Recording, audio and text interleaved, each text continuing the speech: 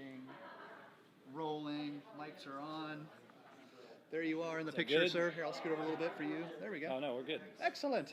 All right, sir. Okay. If you're ready, I'm ready. I'm all set. We are here at the 2017 Q CEO Executive Team Network. I'm calling it a gathering. Yes. A gathering of like minds. Yes. Yes, a festival. Exactly. We're here with Lee Weatherington. How are you, Lee? I'm great. It's been a year. It has been a year. It's been a while. But Savannah, well worth it. I think, was when we last spoke. That's right. Last year in Savannah. That was fun. That's right. But well worth the wait. Hey, you are, first of all, how's the conference going for you? Conference is going great. Good. We've had a lot of really interesting discussions here with the CEOs about distinguishing true competitors from true partners and deciding strategically what to do to get to those partners of choice going forward. How do you disseminate? To differentiate that, it's a bit of a trick. So we're finally all understanding that fintechs are not an existential threat to credit unions. Yeah, that's what I'm hearing. We use the word disruption a lot. We use the word disintermediation a lot. But I think we finally, as an industry, sobered up and realized none of that has come to pass, and what you have now are thousands of fintechs who are desperate to partner with credit unions and other financial institutions to get to a business model that might help them survive or pay back those venture capitalists. So the question now is, fintechs, so are they now partners rather than competitors? The answer to that is, for the most part, yes. The real trick is how to leverage the right fintech or fintechs of choice to strategically differentiate your credit union from any other credit union, any other bank, any other financial institution, or from or against what seems to be the bigger competitive concern now, which are the big techs. So Amazon, Google, Apple, etc., are making these very aggressive stored value plays. And what I mean by stored value plays are, in essence, accounts that you literally deposit money into or keep money in. You think of Amazon has Amazon Cash, where you can literally take cash, take it to a convenience store, scan your little QR code, that cash gets deposited into your Amazon account. Amazon today announced a refresh of their Amazon allowance application, making it easy for parents to actually do allowance with their kids. Of course, the allowance they're getting on a scheduled, convenient basis can be spent only at Amazon within the Amazon ecosystem, etc.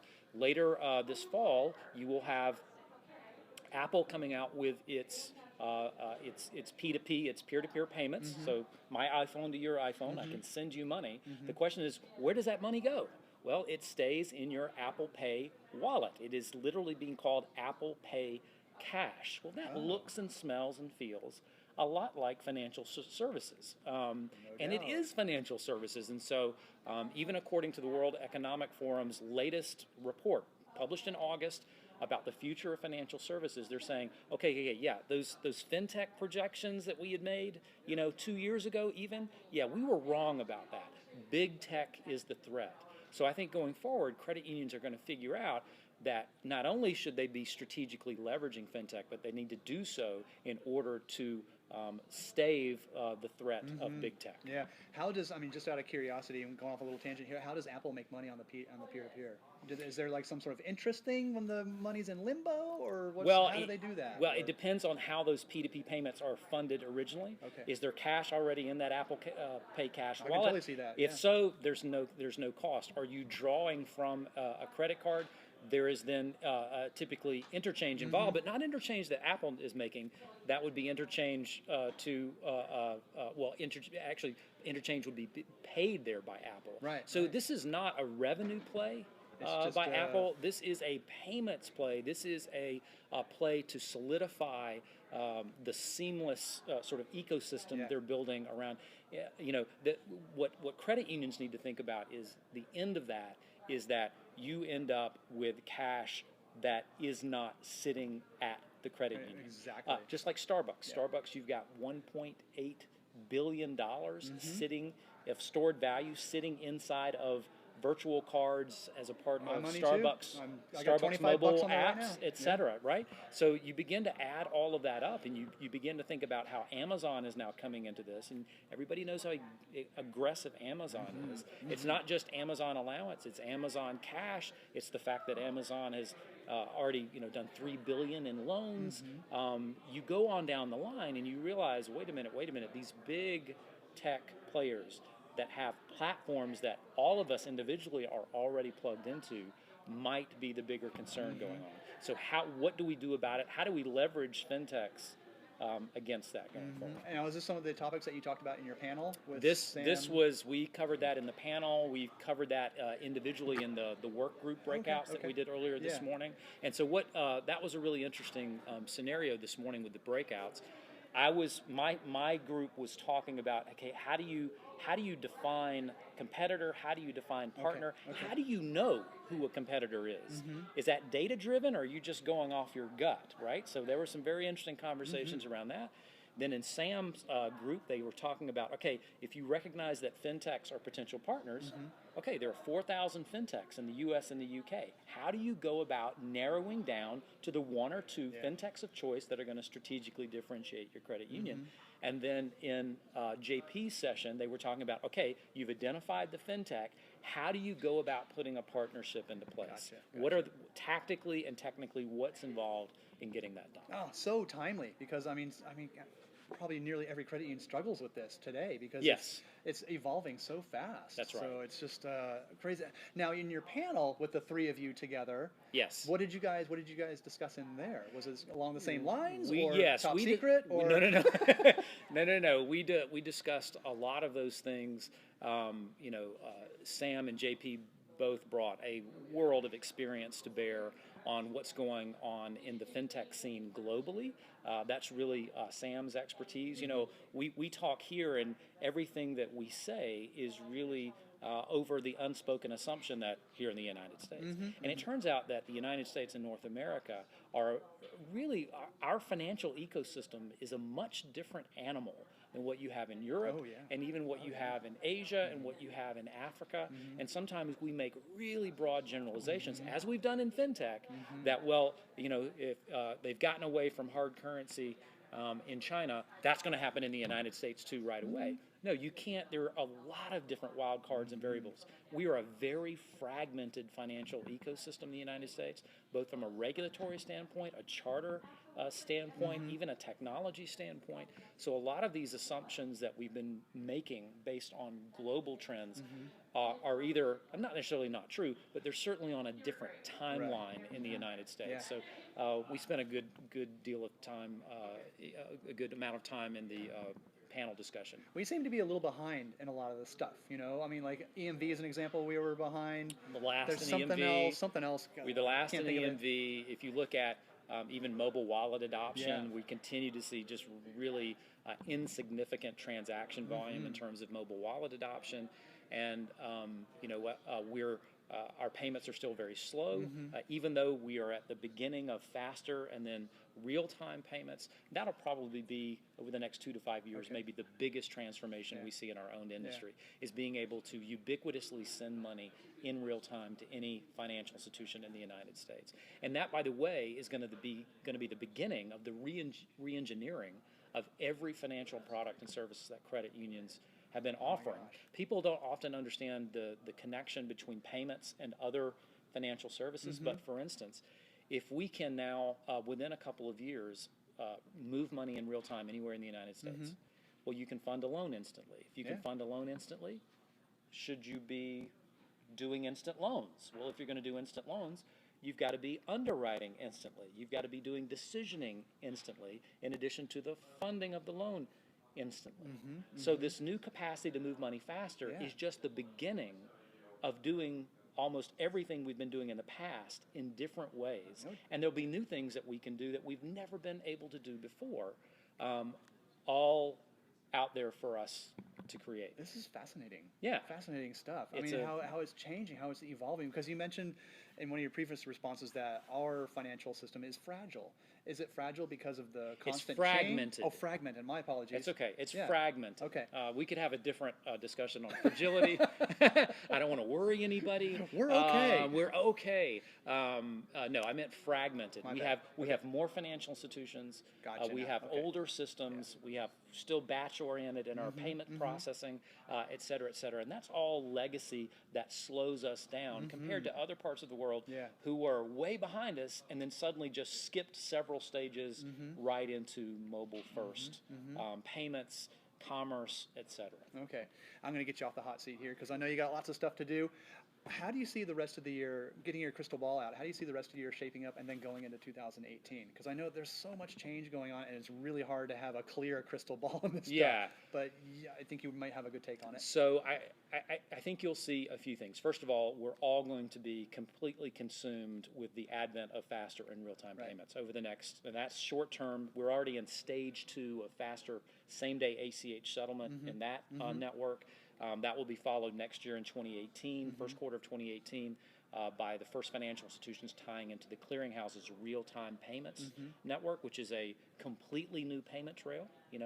I mean, from the bottom up, completely new. It'll be interesting to see how real-time payments and the same-day ACH network actually compete against each other for payment volume, activity, use cases, etc. So there'll be a lot of activity around that. We will continue to see our EMV point-of-sale terminals finally begin to enable their NFC capacity, so that we'll hopefully reach, I think, by the end of 2018, a functional ubiquity in acceptance of mobile wallet, NFC mobile wallets. Payments, So Apple Pay, Android Pay, Samsung Pay. Hallelujah. Yes, hallelujah for that. A long time coming for that, but there's some other cultural and political factors there that may slow that down, but I think we'll see some progress on that front. The other thing is just going to be fraud. Oh, yeah. Equifax has finally, I think, gotten it into the common culture that privacy is dead, personally identifiable information used as authenticating anything is dead. We have to go not just to biometrics, we have to layer that with behavioral aspects to be able to authenticate anybody into anything in the digital space. Goodness. So those are the things that are going to be preoccupying us. And the fraud is really scary. That one breach at Equifax is going to fuel a spike in new account fraud, in account takeover fraud, etc. Many people don't know this. Last year was the first year in 14 years that every single category of payment fraud went up. Good. And it went up on the backs of these breaches that, last year was a record-setting number of breaches. This year will break that record, especially because of the Equifax situation. So it's going to be a tough road. So this is interesting to think about. Payments are getting faster, and combating fraud is getting harder, especially in smaller windows now that payments are settling quickly. So you've got all of that happening at the same time, and that's really going to be a big part of our work ahead in the next year or so. That's the double-edged sword of convenience. That's right. So that's exactly you have this wonderful thing that we can just go and swipe our phone or our hand or whatever in the future, but the fraudsters are getting better, faster, quicker, all that type of stuff. That's right. They will always be there to take advantage. The end result here is that, but having said all that, the value for credit unions goes up, right? Because of all this type of stuff? Yeah. Setting the fraud aside. Yes. So, I think the opportunity is there for those credit unions who can look at the chaos and the complexity of opportunity, know what their be very clear-minded about what their strategy and culture is, and from that, choose from that complexity of opportunity the right partnerships to differentiate in meaningful ways that translate to great signature experiences for their members. Those credit unions are going to continue to grow. We already have good industry numbers for credit unions in general. The Callahan numbers came out earlier today. Great membership growth, great loan growth, etc. So those who are very mindful of this strategic differentiation will continue to grow and thrive. Great message to end on. Lee, always a pleasure. Always an a pleasure. education. Yeah, Thank you thanks so much, man. Yeah, well done. Well All right, done. take care. Take Keep care, up guys. the good work. There he is. All right. Lee Weatherington. Talk to this guy. He knows a thing or two. Thanks. Well done, sir. Thank you. Look at that. 14 minutes of fun. Oh, my goodness. Yeah, now. This is the easy part now, This is the right? fun part. All right. Jessica Vartanian. Rhymes with D'Artagnan. All right. Are you ready? I'm ready. All right. Hey, here we are at the 2017 CU's CEO Executive Team Network, and I'm calling it a gathering of like-minded people. Yes.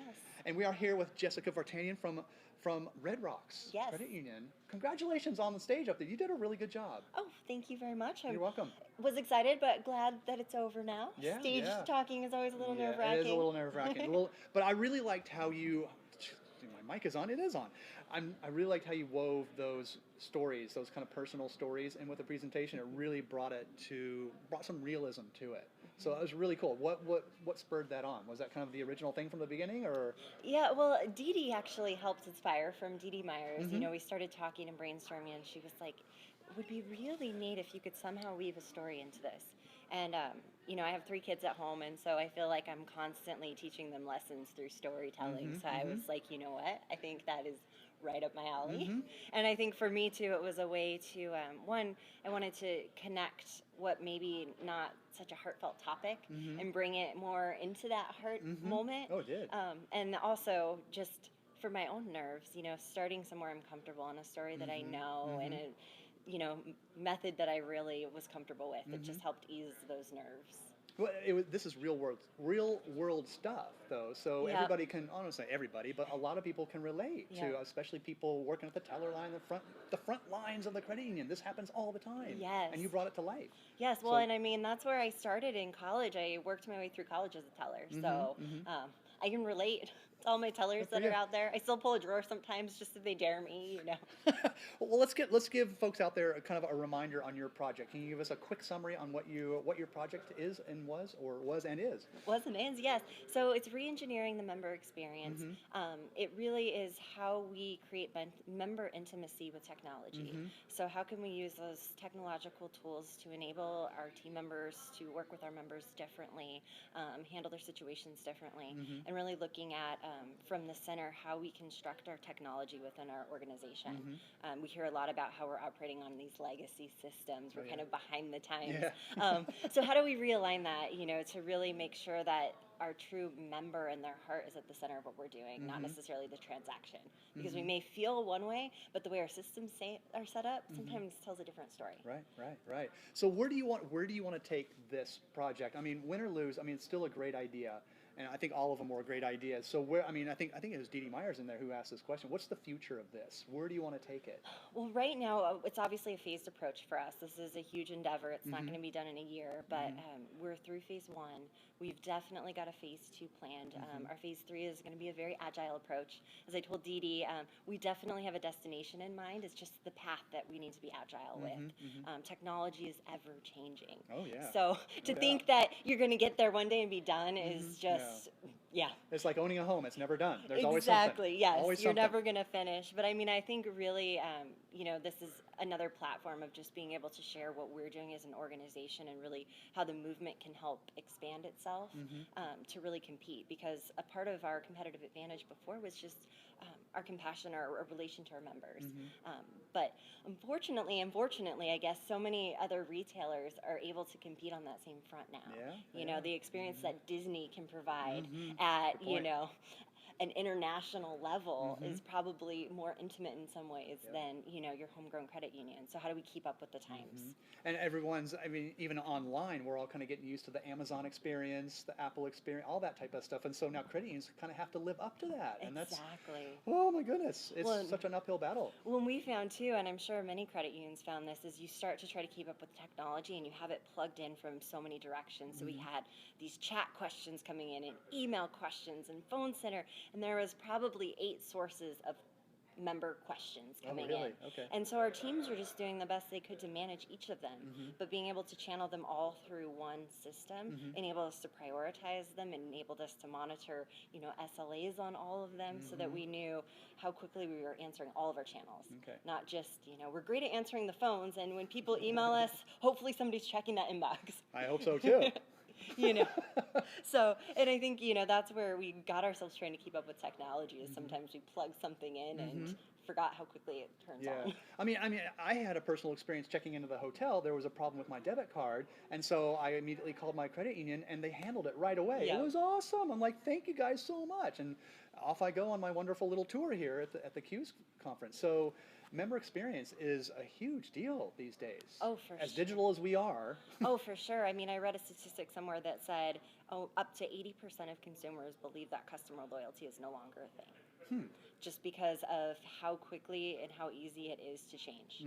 Whereas, before, whether it's banking or whether it's, car brand preference. You know, Yeah, now yeah. it's so much easier to just change over. Really? That, you know, there's people that just think loyalty isn't a phase that doesn't exist That anymore. makes me sad. I Huh. know, me Oh, too. wow. So, but I mean, it's, you know, but I think the good news is that it can still exist. Mhm. It's just we have to figure out what motivates those Right. people to be loyal. It might be different than it was 80 years ago. Right, right. And I think one of the judges, I can't remember who brought this up, he commented on like how cool it is to enhance the member experience through technology, and this is what you guys are doing here, right? Exactly, which is nice. I know I sat through, I remember, I think my first strategic planning session at the big table, and they were talking about, you know, all of our traditional business models, whether you're, you know, an efficiency model or an intimacy model.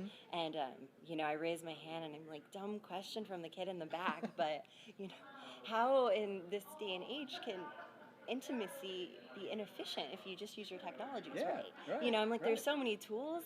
You know, I'm like, I feel like Amazon knows me, and it's just like Oh, a yeah. higher being. Do You they know, know you? Oh yeah, they but know all of us. you know, I think there's ways now to be intimate with our members without necessarily creating this huge inefficiency. It doesn't mean that we need to have hour-long conversations with each and every one of them. Exactly. We can make them feel like we did. Yep. Indeed. All right, Jessica. Anything else to wrap up here? I mean, great job up there. Great presentation. Again, loved how you weave the anecdotes in with your presentation. Really effective, and it's a great idea. So, anything else to add on? No, just thank you all for watching. Thank you for joining us here, and be sure to get online and vote for one of us. Hopefully me, but if not, definitely vote for one of us because they are all phenomenal contestants. Yeah. Good group this year. All right, Jessica. Thank you so much. Thank you. Appreciate the time. Well done. Thank you. And good luck.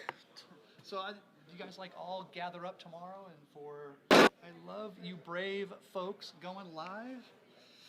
All right, Derek. Got questions. Good. Took some copious notes during your Oh, Lord. presentation. Help me now. Oh no, there's no help. You're out there on a wire by yourself. All right. Hey, we are here at the 2017 Q's CEO Executive Team Network Gathering with some pretty cool folks. And I got one of them right here, Mr. Derek Fazell. You are with the VP of Finance at Northwest Federal Credit Union, and you were up on stage earlier as one of the Next Top Credit Union executive finalists. How was it up there? It was really exciting, actually. A little bit nerve-wracking at times. Yeah. I hit my last slide, and all of a sudden my voice decided to go out, and I was Oh. like, "Oh, this is interesting. You can't make this up. Like Good timing. It just happens Yeah. like that." But No, I thought you did a good job up there. Well, thank you. Good I job. appreciate it. And for those out there who weren't online watching, because we were live streaming it as well, which is really neat. But can you give folks out there a quick reminder on your project? yeah, so my project is a financial management course series for non-financial managers. And now, financial managers also get a lot out of it. They see different sides of the business than what they deal with, but it's called the FAIR Framework Series. FARE. Yes, and it stands for Finance, Accounting, Risk, and Economics. Okay. And how those four pieces build together to create strategy. Okay. And so, I mean, how does this benefit a credit union? Can you kind of dial it down to that or dial it up Sure. to that? One of the two? Absolutely. So it's actually part of our leadership development plan of how we are planning for changes in leadership in the future, making sure that people are ready for the next level. And Right. That's really the key focus here. Okay. But the idea is that even non-financial managers who just only interact with financials during the budget season, they at least understand a lot more about what is going on in the process, why they need to think about fixed cost and capital expenditures and all those other things that tend to escape people throughout the rest of the year. Yeah, no doubt. So it helps to dial back, really, we are a financial institution Okay. and how we operate as well. Okay, good deal. So how did this come about? Because while you were talking, I was like, how did this come about? How did he think this up? So in 2015, when I started with my credit union, I noticed that there was a real lack of financial education in the operational side of the house, whether that be in retail in the branches or in the actual back office operations. As we were talking about building a leadership development pipeline, we noticed that one of the critical areas that really needed support was financial management training. And so I was tasked with creating a financial management course to really bring those people up to speed. Now, my course also incorporates a lot of strategy and competitive analysis, looking at ourselves internally and then externally how we compete in the marketplace. And it also has a lot of cross-functional understanding, which really is about, how do different functions do different things within the credit union, and how if you pull one lever, will another department be affected by this? Oh, good point. Good point. Yeah, because one thing leads to another, one thing Yes. affects something else, and oh my gosh, you're The dominoes fall. exactly. So what's the future of that? Because I think maybe Dee Dee Myers asked this. Because I asked it with Jessica as well. But what's the future of FAIR? Where do you see it going? So where I see it going right now is, at least at my credit union, we are going to be teaching it over the next 8 to 9 months to other members of management, as well as rising stars, which is really what this is about. From there, we're also looking to work with other credit unions to bring the FAIR framework into their credit union so that they can grow and develop and really educate their staff around financial Right. topics.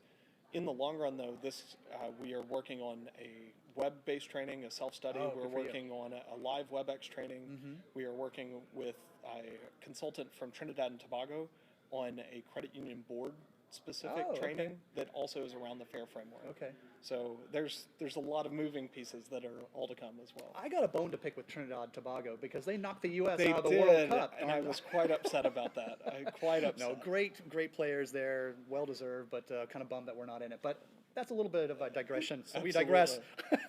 The other thing that I wanted to talk to you about was fear versus fair. Yes. I thought that was a great point that you brought up in there. Can you kind of elaborate on that a little bit? Absolutely. So a friend of mine said that I shouldn't name it the FAIR framework. He thought I should name it the fear framework. And I said, well, I don't want people to fear finance, accounting, Yeah. risk, and economics. Yeah. It should be something that they embrace. And the reason why I call it a FAIR framework, though, is if you don't embrace these topics, if you don't understand these interworkings and how they all impact your strategy, there is a price to pay, a fare, if you will, that you will have to pay for not incorporating that education into how you operate and truly how you strategically differentiate yourself in the market. Okay, good point. All right, going to get you off the hot seat here. Anything else to wrap up? Any final words, sir? Go out and vote if you're out there. It's ntcue.com. It's a great website. It's really easy to use. Any available email address. There are 5 great candidates, and all projects deserve at least a glance.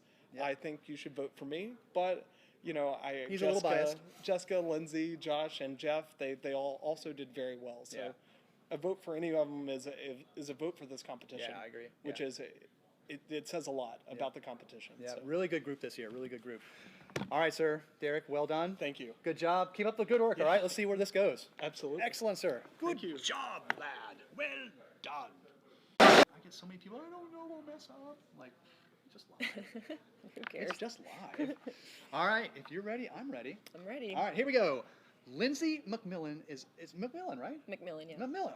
Gosh. All right, hey, take 2.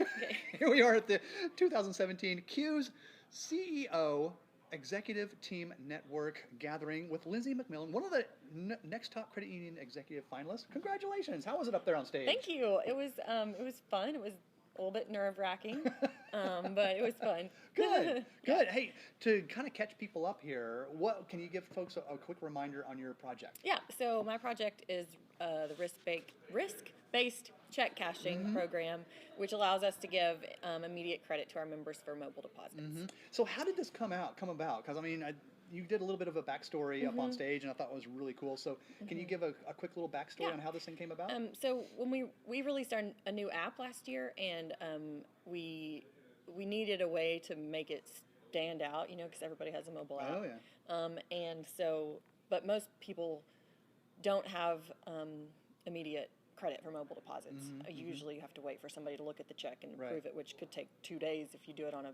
Saturday afternoon. And so we were like, well, we need to find a way to do that faster. And so that's kind of where it came from.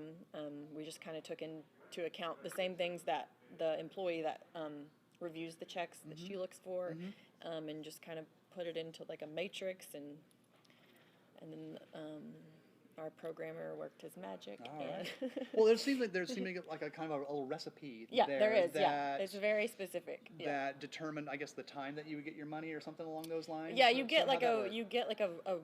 every account has a risk score, and then that risk score correlates to a hold base amount. So up to your hold base, you get immediate credit for anything. So if my hold base is $1,000 and I put a $500 check in there, it's immediately available. But But if it's over 1,000, then someone has to approve Okay, it. gotcha. So there's a Yeah. little cap there. Yes. Oh, the one thing that really kind of made me chuckle a little bit was were your written checks to random celebrities. Tell Yes. us about that. What's going on here? Well, I had to write a lot of test checks when I was testing this, and I wrote. After a while, you just get sick of writing your name on checks Right. over and over and over. Right. So I just got to the point where I was just making up. I think the top one on the stack was Zach Morris, Saved by the Bell. The other day I was going through the drawer and there was one with Tom Petty. Oh. Yeah, I mean Michael Jackson. Everybody that you can think of, I've probably written them. And so you wrote those to what was the next step in this? Because to check, elaborate. to test the mobile deposit, so like when we did the restrictive endorsement qualification, we had to write endorsements that weren't correct. We had to write correct so you're just endorsements. testing it and seeing. Yeah, we okay. had to make sure that it won't accept ones that aren't complete. okay. And the way that our software works, if it's a duplicate check, it won't take it. Okay. So it had to be a different check, and so that's where the stack of random celebrities came in. I thought that was really funny. I like that a lot. So, I mean, this is actually kind of taking remote deposit to another level, right? Yeah. So, essentially, because this is like one of my favorite services of all time. Right. I mean, I love this Right, service. but it's annoying because if you I would always just go to the branch, because I don't want to wait 2 days for my money to be available, but now I don't have to. So. Thanks to you. Well done. So, what leads me to my next question is where do you want to take this? What are the goals for this project? We're just going to try to. Well, next year we want to do the loan payment thing, where you can snap a picture of your check and just apply it directly to your loan, which would just nice. make Okay. it easier than depositing it and then transferring it. Right. But oddly enough, that technology is not currently available for some reason. But we're working with our mobile vendor on that, Okay. and I'm going to a conference in a couple weeks for our mobile vendor to see what else they've got, in the pipelines coming up. So we're all about being whatever is available. We want to be the first ones out. Our CTO is super. Progressive. That is the word I was looking for. Yeah. I'm here for you. So- Yeah, because there's a lot of credit unions are very conservative when it comes to Right. technology, Yeah, and we're not. rightfully so. Yeah. A lot of them want to wait till something's proven before they dive in. Sounds like you guys are more the tip of the spear type of thing. Yeah. We definitely tested it a ton. Yeah, Before right. we let it go loose, Yeah. and we also have the fraud stuff in there that helps us a lot. But Okay. but yeah, we're I would say we're definitely progressive, and Okay. we'll continue to be that way. All right. So. Any other final words to wrap up? Oh, just go over the results of this. Okay. The results were phenomenal. Yeah, 311% Yeah. increase in 1 year. Yeah. I know. Are you kidding me? 300. It's crazy. When So- I did that calculation 5 times just because I was like, Is this right? right. Yeah, okay. But it is. So All right. yeah, that's impressive. Especially when we didn't pay anything for it. Yeah. So that's proof in the pudding right there Right. that it's working. And Yeah. so this is something that can be adopted at any credit union yeah, nationwide, right? I've shared it with 4 credit unions already. Okay. I have a friend that works at LGE in Atlanta, and she's I think in the process of kind of starting to work with her right on. executive team to get it going there. So All right, very Yeah. cool. Well, Lindsay, thank you so much for hanging out with us for a little. Any Yeah, final thank words you. to wrap up here to let the folks out there know? just go vote. All right. For I me. like that. Go vote. All right. All right, Lindsay, thank you so All right, much. Good thank job. you. Well Thank done. you. Keep up the good work, all right? All right. Excellent. Woohoo.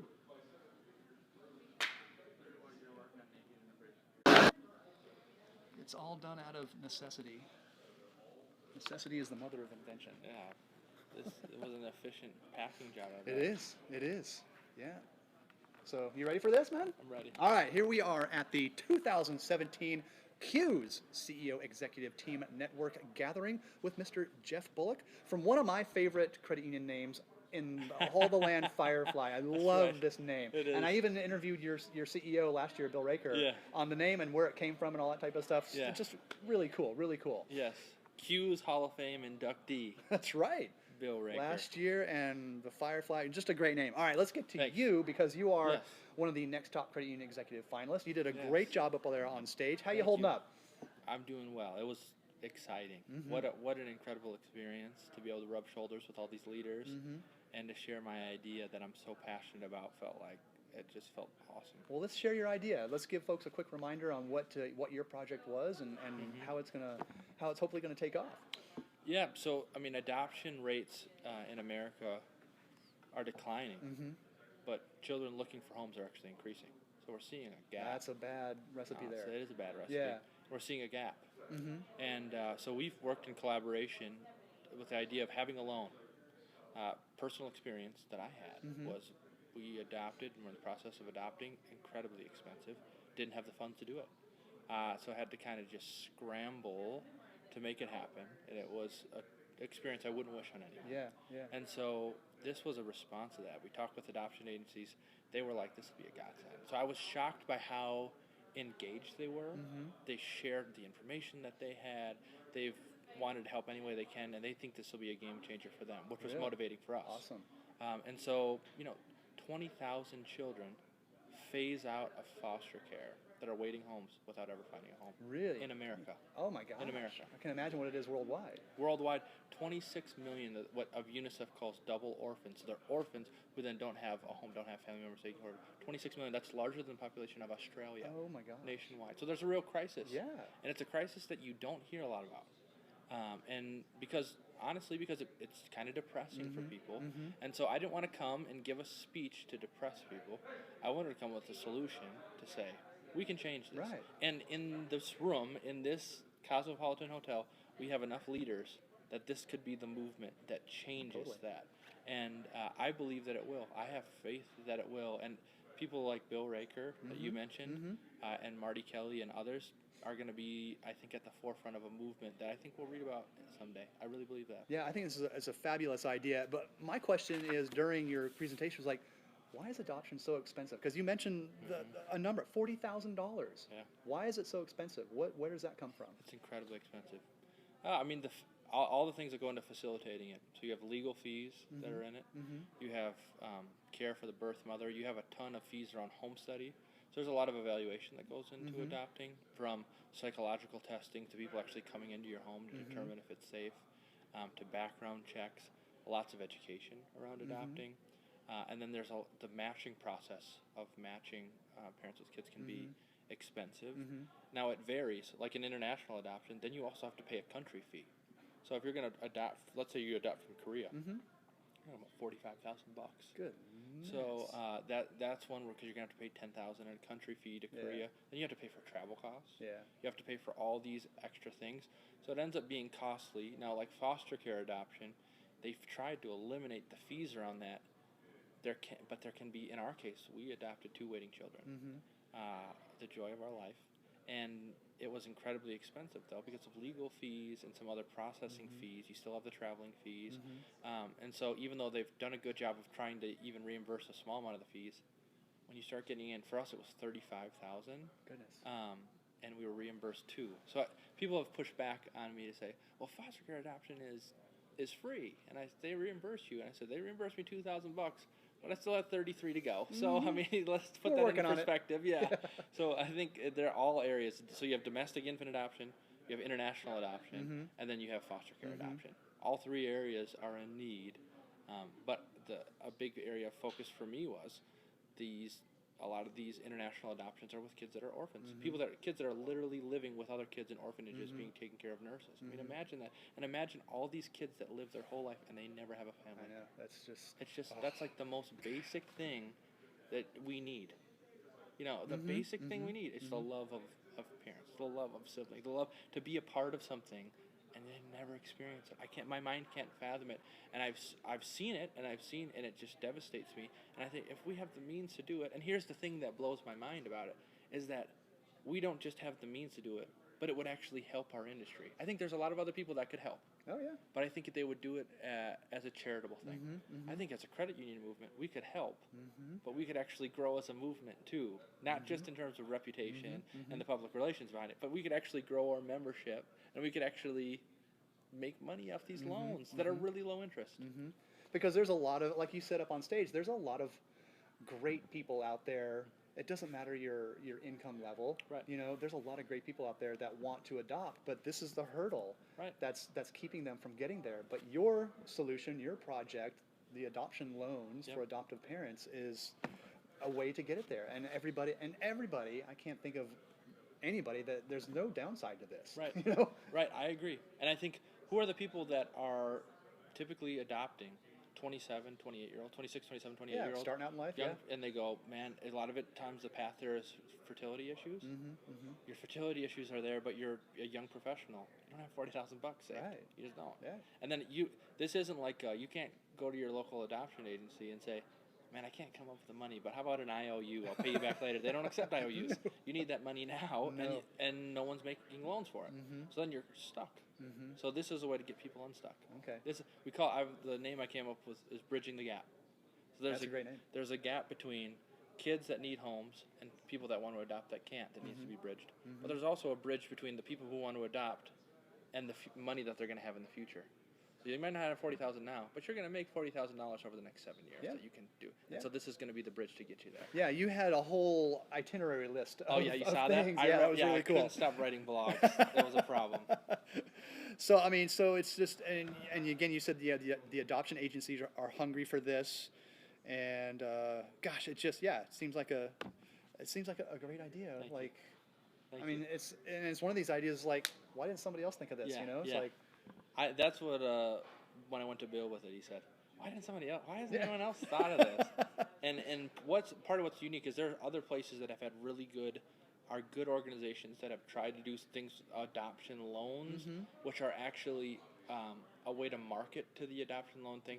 It's really just a personal loan or a car loan or a home refinance that they've called adoption loan. So it's an adoption home refinance, which I think is good because it's at least getting these adoptive families in the door to know the options. Right. But we're trying to take it a step farther. We're trying to actually create a standalone loan that's a line of credit, nothing else like it, that I think could revolutionize this. And one of the best pieces of feedback I got, I know I'm rambling. No, you're good. But You're good. one of the best pieces of feedback I got from the adoption agency we're collaborating with was they were doing forecasting of how many loans they think they're going to write in this next year, or how many adoptions they think are going to happen. And then they stopped and they said, well, if we have this loan, I think we'll probably have twice as many. I thought, that hit me out of this whole process. Wow. That was the line that was like, whoa. Where here are these really analytically grounded people who are doing their own projections for their organization, and they believe so strongly in this that they said, I think we'll see the number of adoptions double. And that's like, wow, incredible. So where do you want to take this? Do you want to take this a nationwide tour or something along those lines? I totally see that. Yeah, Firefly doesn't want to own this. I mean, one of the things that we've tried to pride ourselves on, and you know, Bill, we want to be thought leaders. We're part of the movement. We don't see ourselves as the end-all, be-all. We are honored to be a part of a credit union movement that is really remarkable. This people serving people movement, that's sharing. We're not trying to tear each other down. We're trying to build each other up. Exactly. And what that looks like for us is we don't want to own this. We don't want people from Cleveland, Ohio to call us and say, can you do a loan in Cleveland, Ohio? We want a credit union in Cleveland, Ohio to take this and work with our local agency so that families can have a trusted credit union they can go to and have a relationship that is lifelong for them and for their kids. So we're sharing it. Everything that we do, we're sharing. Yeah, what better way to kind of solidify or make a relationship, a member credit union relationship deeper than a loan like this, you know, or You even a literally referral get- loan, you know, Yes. somebody, hey, I know somebody Yes. who could be a member of this credit union who could get a loan like that. Yeah, and I hear the conversations a lot about having to get members when they're young. Like, you know, we got to get them when they're in college because once they're after college, it's so hard to get, and the statistics show it. Well, how much younger can you get them than when they're an infant? You know, some of them not even born yet. I know. I love the $500 gift that's included in this whole thing. Yeah, and that's Very one cool. of the cool things is that when they're done with this loan, we're going to actually give the child a gift to say, welcome to the credit union. Yeah. Here's a way to get started. Nice little start in life. Exactly. Yeah. Jeff, this is a really great idea, and it's just win or lose. I think this is something that can really go nationwide. Thank so you, good and stuff. thank you for the platform of Oh, you're sharing welcome. this Yeah, too. no I really worries. appreciate it. Yeah, my pleasure. Anything else to wrap up, sir? No, you're the man. Appreciate you. All right, Jeff. Appreciate the time. Well Thanks. done. Good Thanks. idea, man. Thanks, Good job. Excelente, sir. Yes, thank you. Well done. Thank you.